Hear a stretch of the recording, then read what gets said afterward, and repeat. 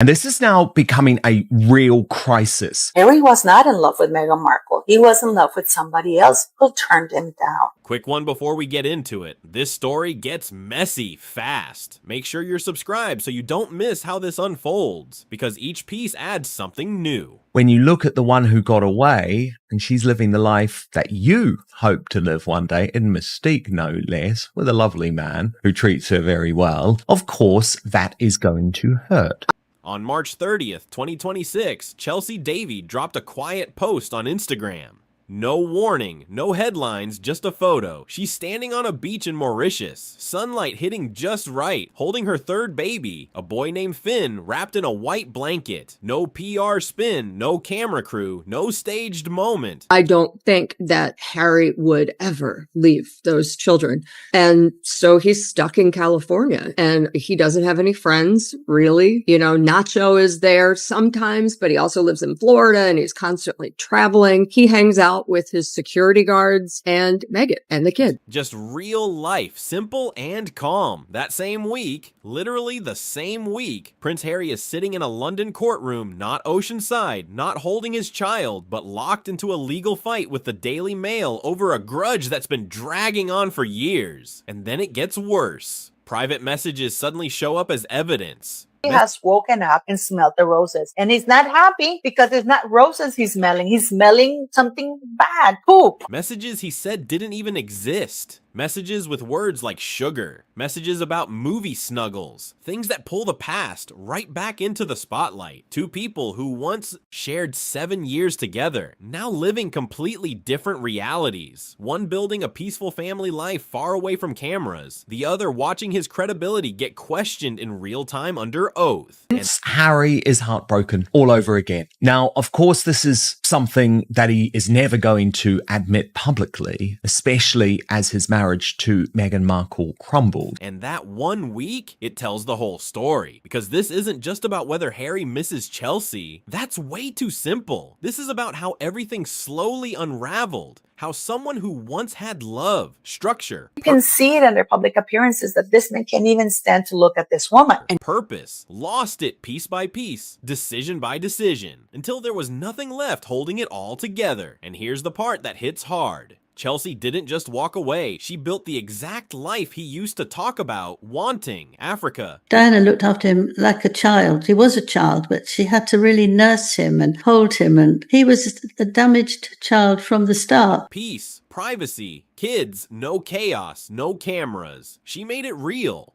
Meanwhile, Harry ended up in Montecito surrounded by lawsuits and a marriage people keep questioning, with some already pointing to May 2028 like it means something big. Keep that date in mind because it's going to come back around. Chelsy saw this coming way before anyone else did. Back in 2016, she said it straight. If there was a willing billionaire, she would only leave for a step. It was so full on, crazy and uncomfortable. I couldn't cope. And she didn't just say it and move on. She rebuilt her entire life around saying no to that world. Look at the timeline. They met in Cape Town in 2004 during his gap year. 7 years of on and off. Yeah, he loved her a lot. And she really loved him. And they had great fun together. And he liked it because she wasn't worried about the royal family. That wasn't a big deal for her. She just fitted in very easily. Breakups and getting back together. She even moved to England for him, studied law at Leeds just to be closer, met the Queen, showed up to royal weddings. It looks serious. Harry even admitted later there were still feelings, but Chelsy kept hitting the same wall every time. The pressure, the attention. So he started having affairs with all sorts of other girls. And she got very upset. And he didn't go and see her for a long time. So she went off and left him. Now that's his fault. 100% his fault. The constant noise. Private investigators tracking her car, surveillance around the clock, flight details leaking, even seat numbers getting passed around with suggestions to plant someone next to her on flights. And here's where it flips.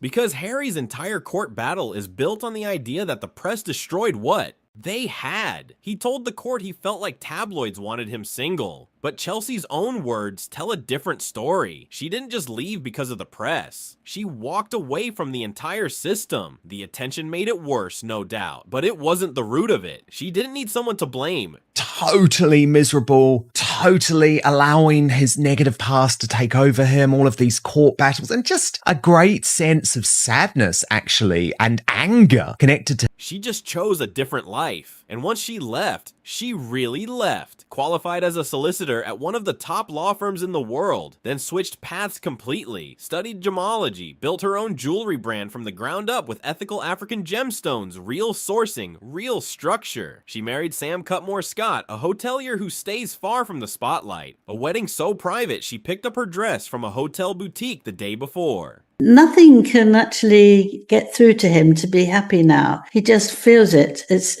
everything's wrong. 3 kids in 4 years, a move to Mauritius where her family already was, and not a single attempt to turn it into a public story. No interviews, no streaming deals, no playing the victim, like just quiet, intentional. She was love-bombing him, completely love-bombing him, playing along with all their plans at the time. Living. And then in late 2025, a friend said something to the Daily Mail that really sticks, and it changes how you see everything that came before. Now keep that image locked in. Chelsy Davy with the degrees, the business, the beach, the quiet life with her kids. Because what comes next flips the whole thing upside down. And if you're still here, stay close, because this is where it starts getting uncomfortable. That breakup was probably the best thing that ever happened to her. That line hits different when you line it up against everything that followed. Now look at the pattern, because calling it random doesn't work anymore. She tries to direct and show people what to do because she's a controller. And that's what we see in her body language. That is her showing control because she is control obsessed. She wants to showcase that image to the world that she is the one who's the boss, but she's not really the boss. This is a playbook step by step, and it keeps repeating. First, the friends. Tom Skippy, Harry's closest friend from Eton, told him the relationship with Meghan was moving too fast. And just like that, he's cut out of the wedding's private evening reception. Not a small disagreement, completely excluded. Tatler didn't soften it either, saying straight up that Skippy warned him and paid the price. That's not a falling out. That's removal. Then it spreads. Other friends, one after another. Reports describe this quiet rule. We always talk about how Meghan's like, they took my voice. Well, she's taking Harry's. She's taking his voice. She's taking, his freedoms away from. Talk to the press and you're done. No debate, no second chances, just gone. Then family steps in and it only gets colder. Harry himself admitted on camera he lost friends during all this. His own words. And Prince William, there's a quote tied to him that's been sitting out there, blunt and hard to ignore. Set of highly inappropriate, very flirtatious text messages sent by the Duke of Sussex to a leading British journalist, which imply not just friendship, but potentially something of a far more intimate nature. The Daily Mail left a nuclear bomb to go off at the end because Harry has said and kind of maintained that no, he has no personal relationships with the. Saying he won't forgive Harry for what's happened. Then the military. Another break. Harry's comments in Spare about combat didn't sit well with people who served alongside him. A senior former officer even spoke out publicly, making it clear that's not how things are supposed to be handled. And look, this part matters. Harry made his own choices too. No one forced the interviews, the book, the public statements. Those were his decisions. This is a man who claims he disowned Charlotte Griffiths when he found out she's a journalist, and he's messaging her about movie snuggles. But when you step back and look at the full sequence, it's not just about choices, it's about who stayed and who disappeared. Friends, family, longtime allies, pushed out, not argued with, removed, and in their place, a completely different circle. Penguin Random House is done with the Sussexes. It will never publish another book by them. They were financially burned. And I think Penguin is just so financially burned, they can't imagine doing anything with them again. Now fast forward, and this is where it gets real. Harry says himself that his own father won't take his calls. That's not rumor. That came directly from him, speaking openly. Chelsy saw where this could go years earlier and stepped away. Now, years later, that same machine is still running, and Harry's still inside it. Yeah. They think there are royalties, but there aren't. Penguin overpaid, and with marketing, printing, and other costs, even with millions of copies sold, they will never earn out or get royalty. And this is where the story shifts from messy to something heavier, because now it's not just about relationships. It's about the legal war. Multiple lawsuits, massive costs stacking up, all built around one core claim. That private information was taken through illegal methods. There were wins, no doubt. Settlements, payouts, apologies. That part is real. But then came the big one. It's usually a 6-month period for Meghan's mask to slip, and then she turns. And you can go in one day and not know anyone that you had been working with weeks before. The case against the Daily Mail. The trial runs into 2026 and everything is lined up. Evidence, testimony, Harry on stand, speaking emotionally, especially when Chelsy comes up. And I also think it's interesting because the 10-year date of their marriage is coming up. And that is very significant in California. In California, if you're married for 10 years in California, everything is communal property. Oh, wow. So it doesn't matter if you have a prenup or not. After 10 years, it's communal property and you get half. But then something changes. Something they didn't expect. During cross-examination, he's asked about a journalist, Charlotte Griffiths, and under oath, he downplays it completely. They feel a little bit used. They're using Montecito as a community for their brand, but they're not really involved in the community. Says he only met her once, didn't really know her, not friends with journalists. That's the position. And then, right at the end, final day, no warning. The defense drops the messages. Facebook messages. Not one quick exchange. Weeks of conversation. Starting December 4th, 2011, going back and forth across multiple dates. He gives her his private number. They keep talking, casual, familiar, way more than what was described in court. He calls her sugar. And the predicament that she's in, Paula, is that Meghan might need to go with this book earlier than planned. But if she does that because she needs the money and she's still with Harry, she is going to have to lie. She calls him Mr. Mischief, even H-bomb. And suddenly the story told under oath doesn't line up clean anymore. And then one specific message comes up. When he is rebelling against her, because now I think it's going to be more and more where we're going to see Harry want to try to get more and more of his freedoms back from Meghan. Word for word, straight from the evidence. And once you hear it, everything shifts again. And here's the message that really turned heads. Miss our movie snuggles. Simple line, but in this context it lands loud. He adds that he'll be off comms all week, signs off casually, mentions getting back in the mix in February, not distant, not formal, familiar. Then more records show up, calls, timestamps, late night activity, a call at 2:50 in the morning, multiple texts on June 9th, 2012. And suddenly this isn't about harmless chatting anymore, because the real issue isn't the tone. He was single. That's his space. What matters is what was said under oath versus what's now on paper. He said he met her once. Said he didn't know about any Facebook messages. Said he wasn't friends with journalists. But now those statements are being directly challenged by documented evidence in the same courtroom. And that's where it shifts from awkward to serious. Commentators picked it up fast. One pointed out that the messages directly undercut his testimony, while another went further, saying this actually strengthens the journalist's credibility, backing her claim that information came through normal contact, not illegal methods. And don't miss this detail, it matters more than people think. In a previous case, Harry mentioned Chelsy 118 times, Meghan only 5. That's not opinion, that's straight from court records. So while Meghan is in Montecito and Chelsy is holding her newborn in Mauritius, Harry is in court bringing up the past again and again, while his own case takes a hit. The ruling might take time, but the impact from March 31st, that already landed. Now shift to the money, because this part gets just as real. The Spotify deal, gone. $20 million ended early after limited output. A top executive even called them grifters publicly. That clip went everywhere. Netflix, not what it was supposed to be.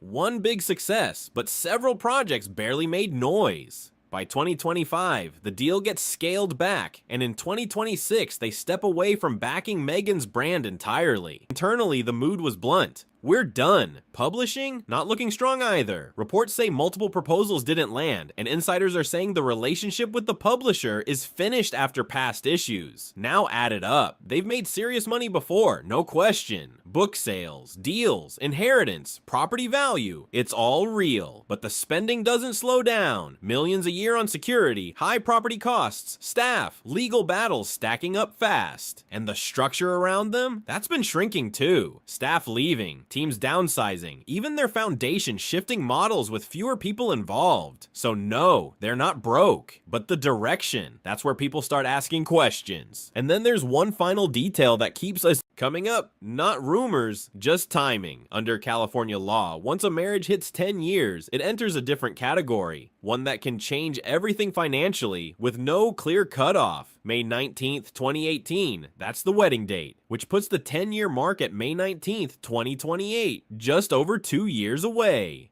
That date, it keeps getting circled again and again by people watching closely, and the closer it gets, the more everything else around this story starts to connect. And here's why that date keeps coming up. May 19th, 2028. Cross that 10-year line in California, and everything changes financially. Spousal support doesn't just end, the court can extend it, adjust it, keep it going with no fixed deadline. Now, does that mean a divorce is guaranteed? No! Even Harry joked in 2024 that they've apparently been divorced 10 or 12 times, brushing it off. Meghan said in 2025 she believes they'll be married forever, calling him a fox and describing things as still feeling like a honeymoon phase.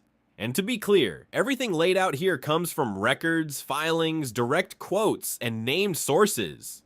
The facts are solid. The interpretation is where people start connecting the dots. Because look at the pattern as it stands today. Major deals, gone or scaled back. Spotify ended, Netflix reduced, publishing ties reportedly strained. Their foundation shifted down, staff numbers dropped, longtime connections, both personal and professional, have thinned out. And yes, some claims floating around online aren't reliable. Body language readings, anonymous rumors, those don't hold weight, but the financial direction, the legal pressure, the public statements, the court moments, that's all real. There were even reports from multiple outlets about potential book ideas tied to Meghan, including one concept involving a divorce angle. Her team pushed back on that, but the timing of those reports still caught attention. So now, everything circles back to that same clock, May 19th, 2028, and with every month that passes, the stakes quietly get higher. There's also a comparison that keeps resurfacing, an old royal story that doesn't fade easily, a prince stepping away from duty, choosing love, leaving the system behind, and then living years outside of it, trying to make that new life work. Different time, different world, completely different circumstances, but the emotional question behind it, that part feels familiar, because at the center of all this is something simple. Chelsy never wanted the spotlight, never wanted the structure, never wanted a public brand. She wanted privacy, family, a slower life, and she built it piece by piece. And Harry, he said he wanted that too. He said it in interviews, in writing, even in court. Peace, simplicity, space away from the noise. But the paths split, and the outcomes look very different now. Public opinion reflects that shift as well. Recent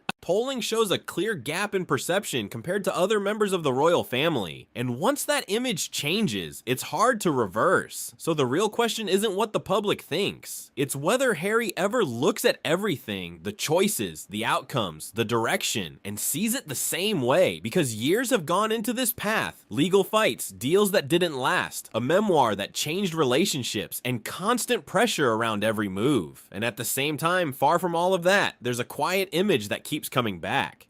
A beach, a newborn, a life built without noise. One moved on and built it. The other is still in the middle of it. If you've been following this whole breakdown, make sure you're subscribed, because when the next chapter hits, you'll want to see how it all plays out.